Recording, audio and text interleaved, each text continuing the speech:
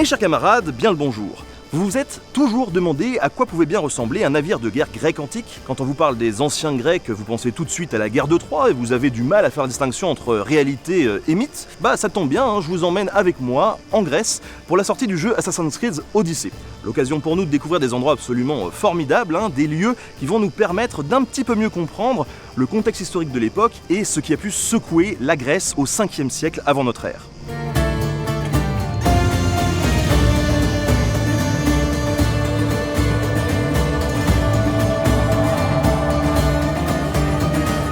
Nous voici à Athènes, un haut lieu du pouvoir durant l'Antiquité. Une cité-État parmi d'autres qui se met sur la tronche avec ses copines, noue quelques alliances et remet parfois en question son modèle politique. Mais replongeons en 490 avant notre ère pour y voir un peu plus clair. À cette époque, Darius Ier, le roi de tous les Perses, décide d'envahir la Grèce continentale et plus particulièrement Athènes, qui a apporté son soutien à des cités conquises par l'Empire perse et qui se révoltent contre lui. Si Darius demande aux cités grecques de se soumettre à lui, une bonne partie refuse, dont Athènes et Sparte. C'est le début de la première guerre médique, durant laquelle se déroulera la célèbre bataille de Marathon. Je ne vais pas y aller par 4 chemins, si ça peut sembler prometteur au départ, Darius va se prendre une bonne baffe, et comme dirait Cartman, il va rentrer à sa maison. Cependant, la défaite n'est pas spécialement grave pour lui, qui a un immense empire. S'il laisse les Grecs tranquilles, c'est surtout parce qu'il a d'autres chats à fouetter, notamment en Égypte. Mais le bougre est rancunier et il prépare une nouvelle expédition qu'il ne verra jamais aboutir. Il meurt en effet de maladie et c'est son fils Xerxès qui prend la tête de l'Empire perse. En 480, soit 10 ans après son père, Xerxès remet donc le couvert avec les Grecs, c'est la deuxième guerre médique. Et c'est durant celle-ci que se déroule la fameuse bataille des Thermopyles qui est mise en scène dans le film 300. Et quand je dis mise en scène, c'est beau, on est tous d'accord là-dessus. Mais désolé de vous décevoir, il n'y avait pas de géant de 2 mètres avec des sabres à la place des bras. Quoi qu'il en soit, Xerxès ne fait pas mieux que son père, et s'il progresse de façon non négligeable en territoire grec, ravageant même Athènes et son acropole, il perd définitivement la guerre lors de la bataille navale de Salamine. Nous reparlerons d'ailleurs des trières, les bateaux de guerre grecs, en fin d'épisode. Vous verrez, ça vaut le détour. La fin des guerres médiques marque pour Athènes le début de son apogée.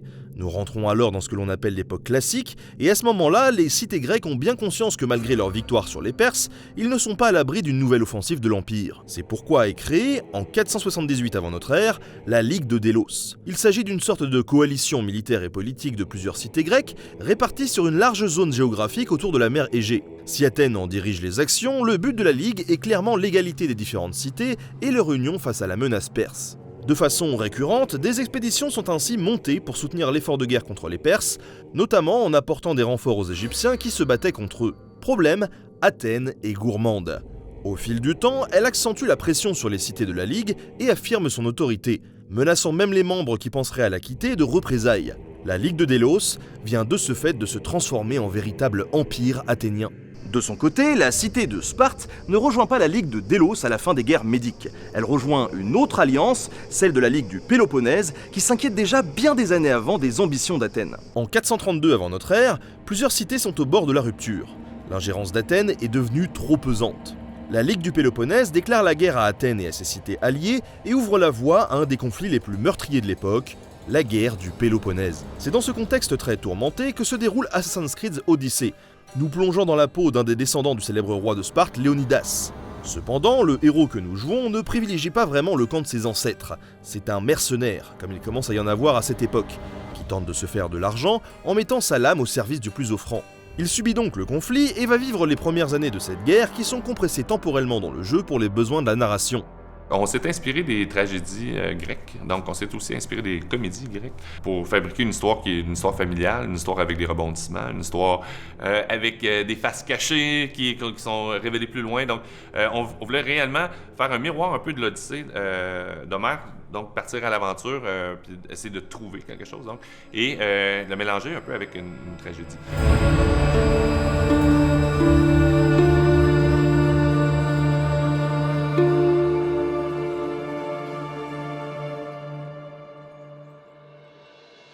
S'il faut résumer la situation militaire des deux camps en 431 avant notre ère, ils bénéficient tous les deux d'avantages certains qui peuvent faire pencher la balance en leur faveur.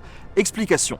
Du côté athénien, la Ligue de Délos, dirigée par le célèbre Périclès, possède son immense empire économique. Elle est régulièrement approvisionnée par la mer, perçoit des tribus de ses cités alliées, possède une grande flotte de trières, des navires de guerre antiques, et une armée de plus de 10 000 soldats, plus le double de citoyens athéniens qui peuvent venir gonfler les rangs de son armée.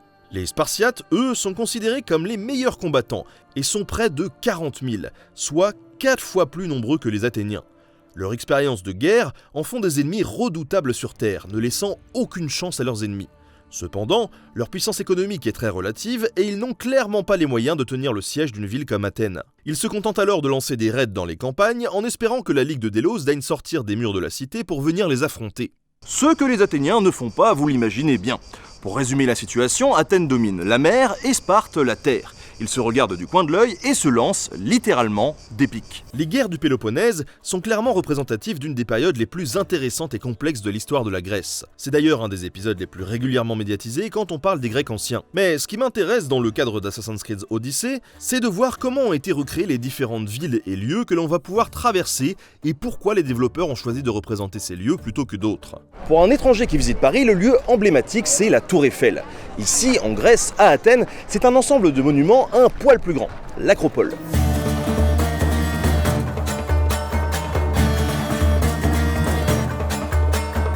L'Acropole, qui signifie texto « ville haute », est un plateau rocheux où vivait à la base une partie de la population athénienne. Les guerres avec les autres cités ont poussé Athènes à en faire une véritable forteresse qui sera en bonne partie dévastée lors des guerres médiques. Au début de l'époque classique, l'Acropole, qui servait déjà de lieu de culte, confirme son rôle de sanctuaire dédié à la déesse protectrice de la ville, Athéna. On imagine alors le soin tout particulier apporté par les équipes d'Ubisoft à l'Acropole, étant donné que le personnage de Minerve, le pendant romain d'Athéna, intervient plusieurs fois dans le jeu. Si un ancien temple d'Athéna se dresse toujours sur l'Acropole à la fin de ces guerres médiques, Périclès, qui gère d'une main de fer la Ligue de Délos, décide de faire construire le très célèbre Parthénon. Conçu comme un nouveau temple monumental dédié à la déesse, il n'est cependant pas dédié au culte de cette dernière, car en réalité, l'édifice sert deux objectifs athéniens. Tout d'abord, servir d'accroche visuelle à celui qui viendra à Athènes et apercevra le chef-d'œuvre, symbole de la puissance et de la prospérité de la cité. Mais sa fonction principale est celle du stockage du trésor de la Ligue de Délos. C'est ici que l'on entrepose toutes les économies des cités et d'Athènes. Une statue d'Athéna Parthénos, occupant la salle principale, n'était ainsi pas une statue vouée au culte, mais bien une offrande dont on pouvait fondre le métal en cas de nécessité absolue.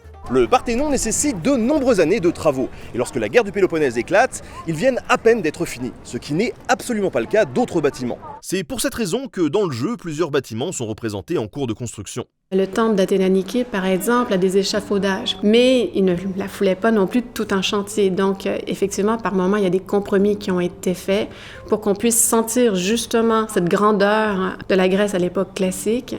Et effectivement, de respecter que certains monuments étaient encore en construction à cette période. Le chantier du temple n'enchante en tout cas pas vraiment les autres cités de la Ligue de Délos, qui y voient là un usage détourné de leurs économies.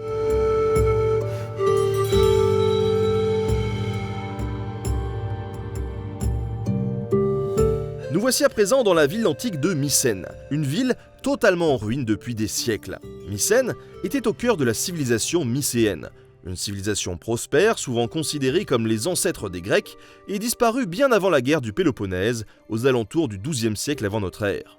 Un cadre intéressant, à la fois pour le joueur et pour le jeu, car les nombreuses tombes royales qu'elle renferme créent une ambiance assurément mystique. Il se pourrait même que certaines tombes aient pu abriter les corps de personnages célèbres que vous connaissez sûrement.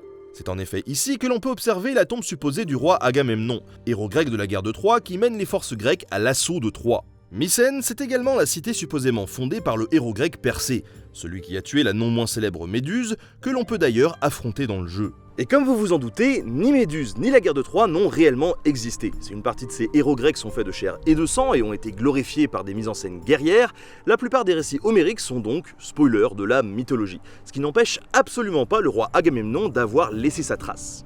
Assassin's Creed joue donc également sur cette mythologie, qui se mêle très souvent à l'histoire dans les récits grecs. Et comment leur en vouloir quand le titre même du nouvel opus d'Assassin's Creed est Odyssée, une référence directe à Homère lui-même et à ses mythes.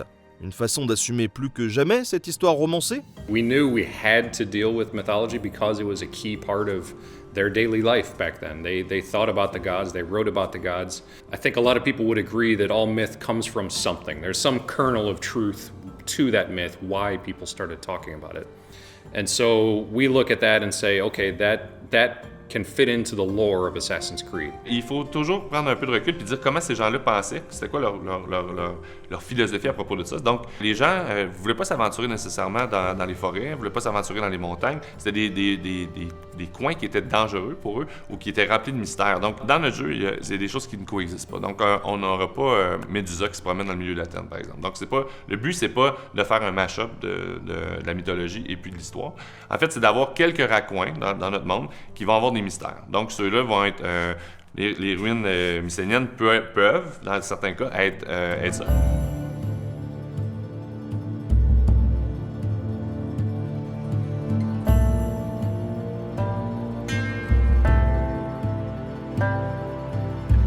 Si nous avons parlé d'Athènes et de la mythologie, rappelons-le, le héros du jeu, que vous incarnez un homme ou une femme, est un descendant du roi Léonidas, le plus célèbre des Lacédémoniens, autre nom que l'on donne aux Spartiates. Il était donc important de pouvoir visiter un haut lieu du pouvoir de la Ligue du Péloponnèse avant de quitter ce magnifique pays. Nous voici donc à Épidore, un des plus fidèles alliés de Sparte. Ce qui est absolument incroyable ici, c'est le sanctuaire d'Asclépios, le dieu de la médecine. Alors durant l'Antiquité, il n'y a pas qu'un seul sanctuaire d'Asclépios, il y en a des milliers répartis sur tout le territoire, mais ici c'est le plus important et des milliers de Grecs venant de toutes les cités et de toute la région venaient ici dans l'espoir de rencontrer un médecin talentueux qui leur apporterait la guérison. Une réputation qui vaudra à la cité d'Épidorès d'être le fer de lance des pratiques sportives, notamment en bénéficiant d'équipements sportifs, et de voir son activité culturelle exploser, notamment grâce à son célèbre théâtre.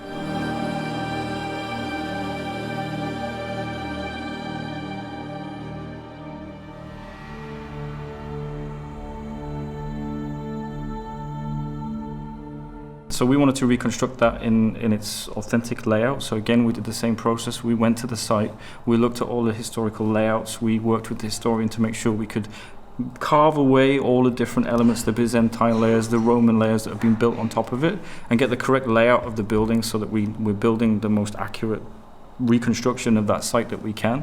And then on top of that, we've got stories that are layered into the sanctuary of Asclepius so that you can understand a little bit about how the Greeks understood that sanctuary to be operating. Now, in our time period, there was a conflict. Our world and our game is all about contrast, and that contrast was very relevant in the world. There was a notion of science versus myth, science versus the gods. So the sanctuary of Asclepius at our time period was still using the understanding of the gods as ways of healing people, where you had other people in the world that were starting to question that, and they were starting to look at the body as an animal and starting to understand how science and how health was actually how it worked inside people scientifically. Mais Épidore, dans le contexte de la guerre du Péloponnèse, est également connu pour autre chose. Comme nous l'avons souligné tout à l'heure, Sparte ne possède pas de trière au début de la guerre, ce qui l'empêche de rivaliser avec Athènes sur les mers.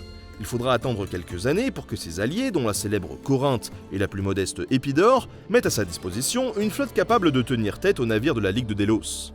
En parlant des trières, que l'on appelle aussi des trirèmes, j'ai la chance de pouvoir vous emmener en visiter une qui se trouve juste derrière moi et qui s'appelle l'Olympias. Un véritable privilège quand on sait qu'il a fallu plusieurs dizaines d'années de recherche et de travaux pour réussir à la reconstruire. Une trière, c'est le navire de guerre antique par excellence. Pouvant embarquer plus de 200 membres d'équipage, la force brute des rameurs permettait à un bon capitaine d'envoyer par le fond ses adversaires avec l'éperon en bronze qui se tient à l'avant du bateau. À cette époque-là, en effet, il n'y a pas de poudre et donc pas de canon. Les rameurs représentent près de 170 personnes à bord du navire et seul un petit contingent de soldats et d'archers y sont présents. D'ailleurs, dans le jeu, on peut utiliser des flèches enflammées pour mettre le feu au navire ennemi. Il n'y a aucune preuve historique que cette technique ait pu être utilisée. C'est donc un ajout de la part d'Ubisoft pour des raisons de gameplay, ce qui peut se comprendre. Hormis quelques abordages donc, la technique principale d'assaut consiste à choisir sa cible, trouver un bon angle et demander à ses gars de ramer le plus vite possible pour endommager gravement l'embarcation adverse. Ces rameurs, qui représentaient le nerf de la guerre, n'étaient pas des esclaves, mais des citoyens libres de la cité qui recevaient donc un salaire pour ce travail très physique et particulièrement inconfortable. Pour l'anecdote, les marins qui prenaient la mer à bord de ces navires n'oubliaient jamais leur coussin fétiche pour se caler correctement les fesses. Et honnêtement, on peut les comprendre, je suis assis à leur place et je peux vous le dire, c'est pas très confortable. Et on peut imaginer que s'ils n'avaient pas ce coussin, ils n'auraient pas atteint des vitesses de pointe pareilles pour éperonner efficacement les navires adverses.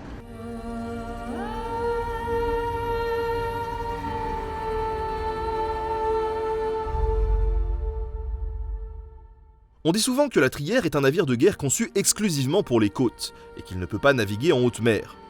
En effet, son fond plat à faible tirant d'eau lui permet de naviguer en eau peu profonde. Et il est tout à fait vrai que la Trierre n'est pas optimale pour les voyages en haute mer, car elle tangue très facilement sous l'influence du vent. Cependant, il était tout à fait possible de voyager à faible allure sur de longues distances. Le principal inconvénient étant la déshydratation des rameurs. À raison d'1 litre environ par rameur et par heure, la Trierre n'est pas équipée pour stocker beaucoup de provisions. Exit donc les voyages de plusieurs jours ou plusieurs semaines, elle ne prenait la mer que pour 1 jour maximum dans la majorité des cas.